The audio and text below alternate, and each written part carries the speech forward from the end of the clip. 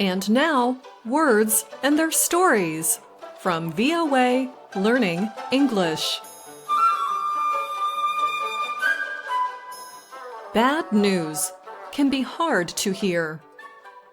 It can be even harder to share with someone. So, we may tell someone bad news in a way that is easier for them to hear. In other words, we may try to sugarcoat it. And that is our expression for today, sugarcoat. When you sugarcoat something, you try to make it more pleasant or acceptable than it really is. You try to make an event or situation seem not so bad. So you don't share all the upsetting or otherwise bad details. It might surprise you to learn that a United States president was criticized for using the term sugarcoat in an official message.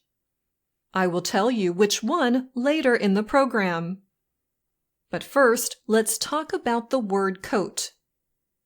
A coat can be a layer, such as a coat of paint. As a verb, coat also means to cover something with a substance. So you could say the walls were coated with a layer of paint. Sugar, as you know, is a sweet substance.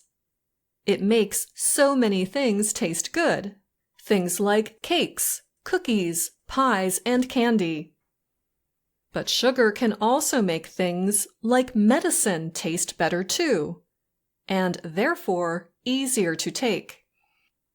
So medicine makers began adding sweet flavorings to their products to help people, especially children, take the medicine.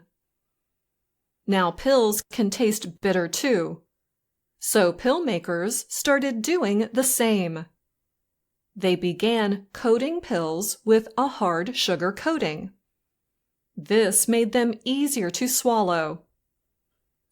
These days we use the term sugarcoat for actual sugar coatings and when we share news and information. Here is a quick example. Let's listen to these coworkers talk about their business. Okay, give it to me straight. How much money did we lose last year? Let me start by saying, we'll make up our losses this year. Stop sugarcoating it. I want numbers.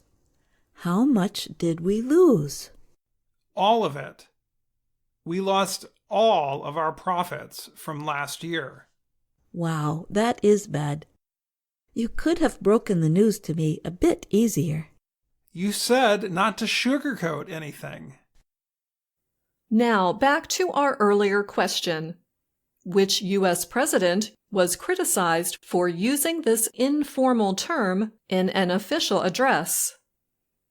In a message to Congress on July 4, 1861, President Abraham Lincoln wrote, "With rebellion thus sugar-coated, they have been drugging the public mind of their section for more than 30 years, and until at length they have brought many good men to a willingness to take up arms against the government." Often on this show, we talk about whether a term or expression is formal or informal. Formal language is well suited for professional and official situations, such as a presidential address. Informal is the type of language we use with those close to us. Well, reportedly, some government officials at the time did not like President Lincoln's use of the informal term sugarcoat in an official message. Experts at the website history.com explain that the official government printer objected to Lincoln using sugarcoat, saying the word was beneath the dignity of the office of the president.